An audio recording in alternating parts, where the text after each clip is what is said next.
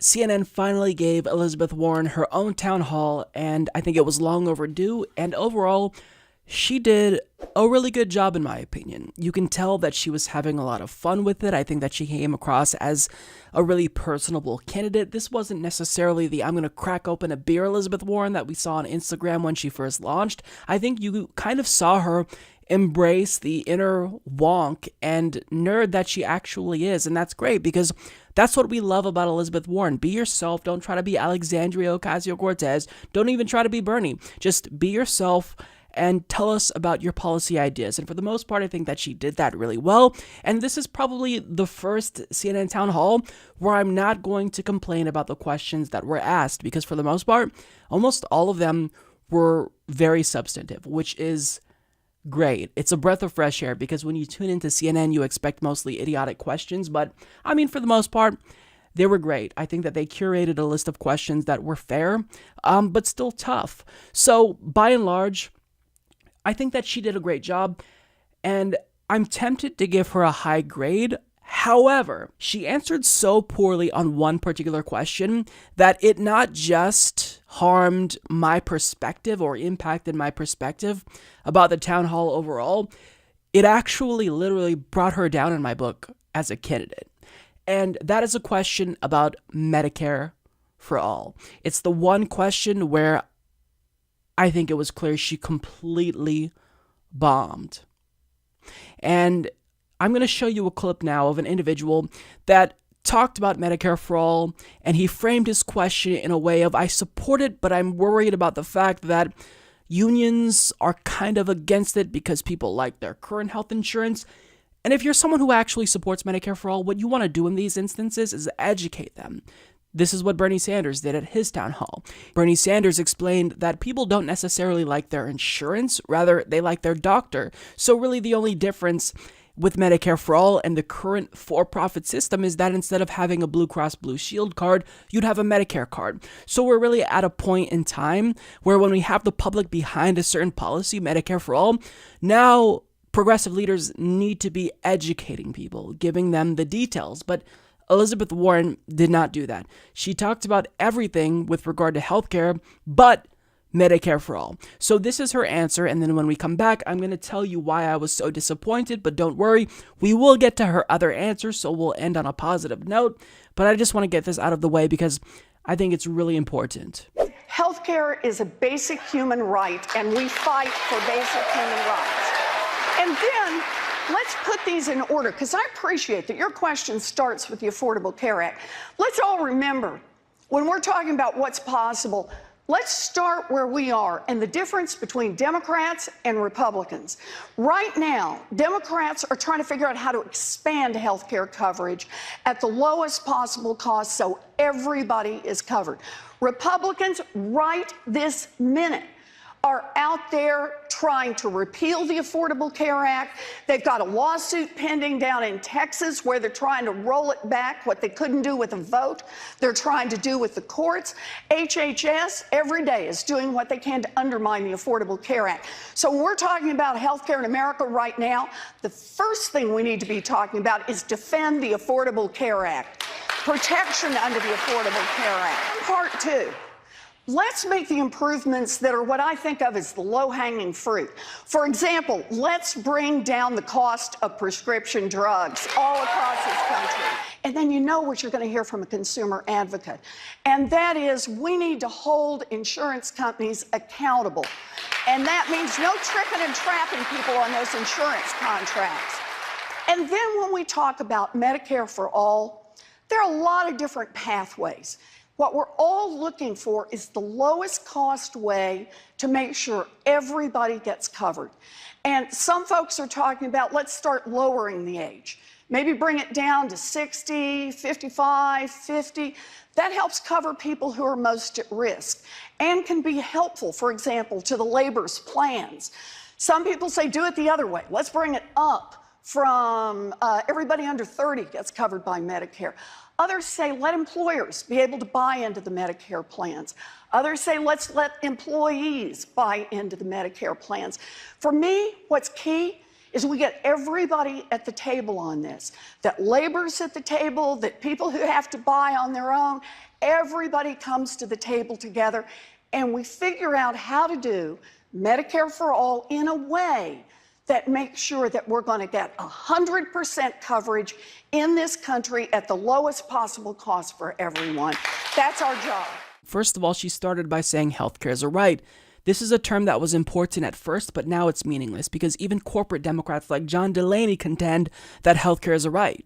But that doesn't necessarily mean that it should be a right in the sense that it's free at the point of delivery, which means they don't actually believe it's a right. But what this tells me is that corporate Democrats have co-opted the language that progressives use when pitching Medicare for All. So that doesn't say anything, so saying healthcare is a right, not important anymore. She then pivoted to how bad Republicans are and said, look, Democrats want to expand healthcare.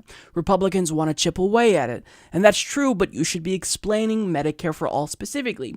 She said we've got to start by defending the Affordable Care Act, and then we've got to bring down the price of prescription drugs, and then we've got to hold insurance companies accountable, and then finally, towards the end, she got to Medicare for All, and she says, when we talk about Medicare for All, there are lots of different pathways. What we're all looking for is the lowest cost way to make sure everybody gets covered. And then she talks about lowering the age of Medicare, and then a public option where you can buy into Medicare. And it's just evident that she was tap dancing around Medicare for All itself. And then she said we need to get people together, quote, and figure out how to do Medicare for All in a way that makes sure that we're going to get 100% coverage in this country at the lowest possible cost for everyone. Well, hey, Liz, I've got news for you. You just answered your own question. It's Medicare for All. So if you say Medicare for All and you're still wondering how we get to lower cost coverage and 100% of people covered, then something seriously disingenuous is happening there. Because if you want to get to 100% coverage, you just pass Medicare for All. It really is that simple. Now, crafting the policy details itself is complex, but it is the one solution. That is not just something that's politically savvy because it's overwhelmingly popular, but from a policy standpoint, it's just good policy. It's what all the other modern industrialized nations have, and it's what we should move towards. But she didn't say that. Now I'm going to show you a follow-up where Jake Tapper said, well, look, you've co-sponsored Bernie Sanders' Medicare for All bill. Does that mean you support abolishing private health insurance companies? Now, I have an issue with the way he framed that question because this talk of abolishing private healthcare companies is a bit disingenuous because Bernie's bill and Pramila Jayapal's bill does not just outright say we're going to abolish private health insurance companies.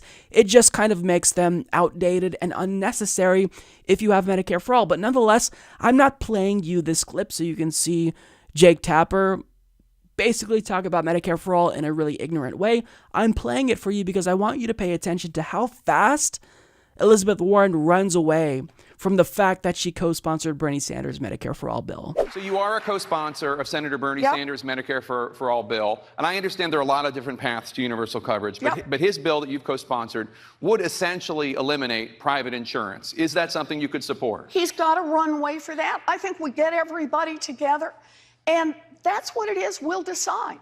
I've also co-sponsored other bills, including expanding Medicaid is another approach that we use. But what's really important to me about this is we never lose sight of what the center is, because the center is about making sure that every single person in this country gets the coverage they need and that it's at a price that they can afford. We start with our values, we'll get to the right place. Ask yourself this question. Does that look to you like someone who's going to fight for Medicare for All if she gets elected? It was almost as if she was embarrassed to admit that she co-sponsored Bernie Sanders' Medicare for All bill. Oh, well, I didn't just co-sponsor that bill, I co-sponsored these other bills too. Public option, lowering the age of Medicare. I don't understand why she would do this. But it communicates to me very clearly that she does not support Medicare for All, and she absolutely wouldn't fight for it.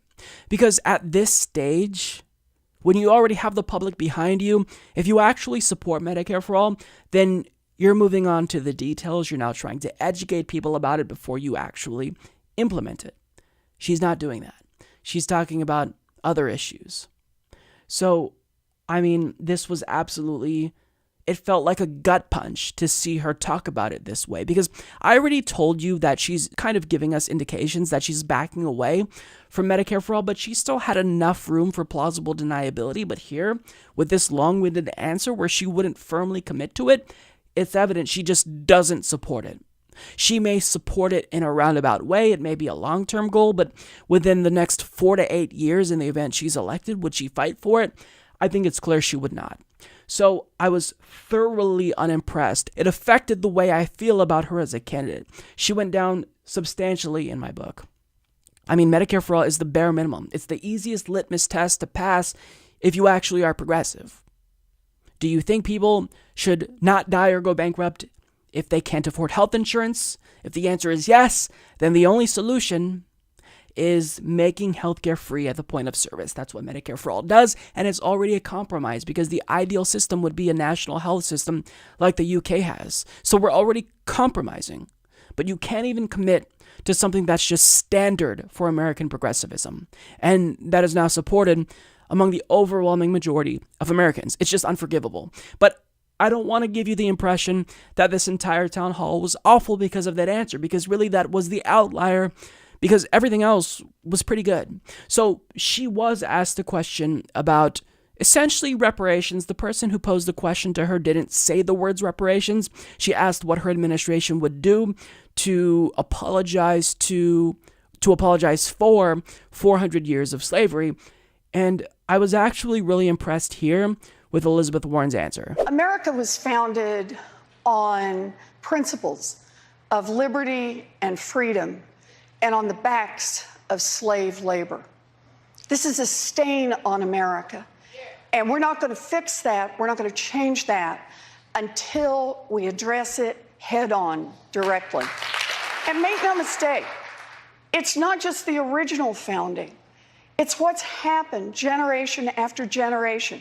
The impact of discrimination handed down from one to the next means that today in America, because of housing discrimination, because of employment discrimination, we live in a world where for the average white family has $100, the average black family has about $5.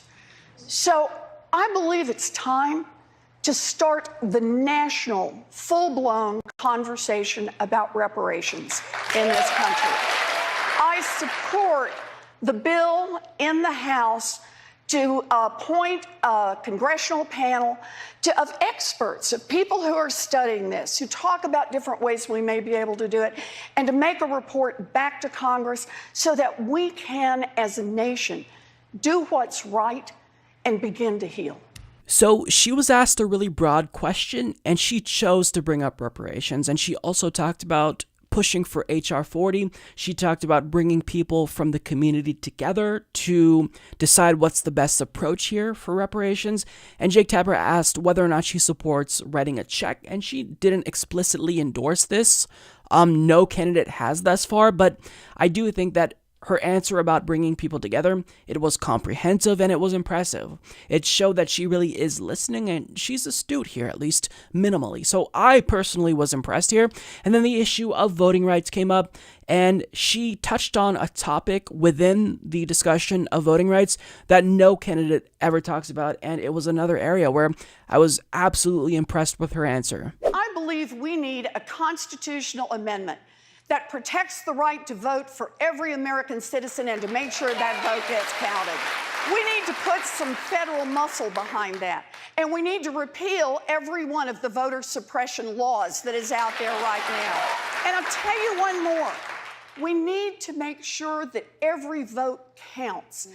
And I want to push that right here in Mississippi, because I think this is an important point.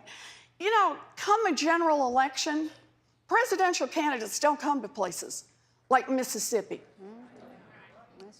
Yeah. They also don't come to places like California and Massachusetts, right? Because we're not the battleground states. Well, my view is that every vote matters. And the way we can make that happen is that we can have national voting, and that means get rid of the Electoral College and every vote counts. That right there, in my opinion, is exactly how you answer a question about voting rights, because it's not just like you have to repeal all of these voter ID laws and laws that disenfranchise voters. And, it's not just about reenfranchising voters. It's making sure that our democracy as a whole is more equitable. And so long as we have this outdated racist institution known as the Electoral College in place, we can't have that. So she talked about abolishing the Electoral College, and the crowd went nuts. That was probably one of the moments where they applauded her the loudest and the strongest because they were so excited. And I'm especially glad to see her come out and take this position after another progressive presidential candidate, Andrew Yang, came out and said, I don't support abolishing the Electoral College. And I can't see how that is something anyone could agree with, because what Andrew Yang was saying is, look, I think that if we do that, then candidates are just going to campaign in densely populated cities, and they're going to avoid rural areas. But they should be campaigning where the people are. And what matters the most is that all of our votes are weighted equally. But somebody in California doesn't have as much voting power as someone in a swing state like Ohio. So that's completely unacceptable. So I don't even think that it's reasonable anymore to say I'm against abolishing the Electoral College. I think it's just the standard progressive position, because if you honestly think we shouldn't, then you have to defend how twice in modern history we've had presidents who actually were able to assume office while getting less votes than their opponent. It's just an untenable position for someone who's progressive, and I'm really glad that she came out swinging here. Now, the last clip that I want to play for you is her plan to mitigate corruption. She was initially asked what she'd do to make sure that the wealthy pay their fair share, and, I think that she went into corruption and her Accountable Capitalism Act, and overall it wasn't a perfect answer, but for the most part, it was really great and thorough. When you've got a government that works for the rich and it's not working nearly as well for anyone else, that's corruption. And we need to call it out plain and simple. So the first thing we need to do is we need to attack that corruption head on. I have the biggest anti-corruption bill since Watergate. Big problem? You got to have a big bill to deal with it. Now, it's got a lot of pieces to it, but the main point is to beat back on the influence of money, because that's how they keep getting this government, getting this country to work for them. So, for example, my bill says we're going to end lobbying as we know it. Block the revolving door between Wall Street and Washington. I'll give you one more. Everyone who runs for federal office ought to have to put their taxes online. We got to deal with the corruption head on, but let me give you a part two. I was talking earlier about we got to rewrite the rules in this economy. And part of that is putting more power back in the hands of workers. Unions, that's one way to do it. I've got an accountable capitalism bill that says on the big Fortune 500 companies that we're going to have employees also sit on the board of directors and help make decisions. But there's one more we got to talk about, and that is my ultra millionaires tax. So the idea is on the truly great fortunes, $50 million and above, we start charging 2% a year on just that 50 millionth and first dollar and on up. 2% a year. By the way, anybody in here a homeowner? You've been paying wealth taxes for a long time. They're just called property taxes. I just want to include the Rembrandt and the diamonds in the property taxes. So I want to put a wealth tax in place. And I just want to talk to you for 1 minute about how that restructures our whole economy. We get a 2% tax on the 75,000 richest families in this country. We would have enough money to provide universal child care, universal pre-K, universal pre-K for every child in America and still have $2 trillion left over. Let's make it happen. So I liked her response there because it was long, but unlike her answer on Medicare for All, this was actually substantive. Now, it's not perfect because my perfect answer to the issue of corruption would be a constitutional amendment where we just get money out of politics, we ban super PACs, and we publicly finance every single election. That's my ideal situation, but nonetheless, what she's talking about here, it really wouldn't make a difference. She talked about her anti-corruption bill that would end lobbying as we know it. I need to know more details, but I like it just, by default. She talked about locking the revolving door between Main Street and Washington. She talked about how everyone who runs for federal office will be mandated to release their tax returns. I think that this is all just standard and it's common sense. And then she talked about her Accountable Capitalism Act. And what I liked is that she brought up her wealth tax, but she compared it to a property tax and explained how we kind of already have a wealth tax on homeowners. It's just that we call it property taxes and not a wealth tax. And she didn't just talk about the amount of revenue that would bring in, but she gave us some examples as to what we could do with that revenue. And I think that's exactly how you've got to answer these questions.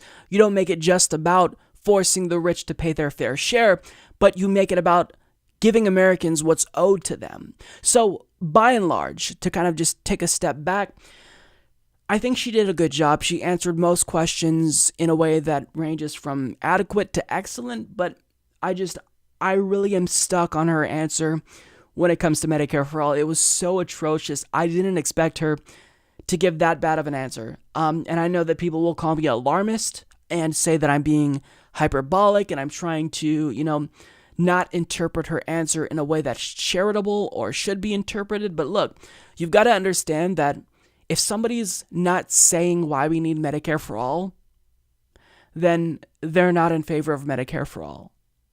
Because if you say, well, there's many paths to Medicare for All, essentially what you're arguing for is a stepping stone in between Medicare for All and our current system, which is unnecessary. You don't need a stepping stone. There's no law that mandates a stepping stone between, what we have now, our shitty system, and Medicare for All. You could just pass Medicare for All and have it be the law. But overall, I don't want to give you the impression that this was bad. I think she did a good job. It's just that answer was bad on Medicare for All. But it was a good town hall. I would encourage people to watch the entire thing. But overall, I think that it's clear she has some really innovative ideas, and you can see that she's trying to be more authentic, and I think that it's working for her. She's more personable. She's not trying to be as focus group driven as she previously seemed at the beginning of her campaign. And, by and large, I think this was a good town hall, and it was more heavy on the substance than I would have expected, which is good. Girly Mike Fettuccine needs your support on Patreon. What a loser. Visit patreon.com/Humanist Report to support the low ratings Humanist Report. Sad. My views are much higher.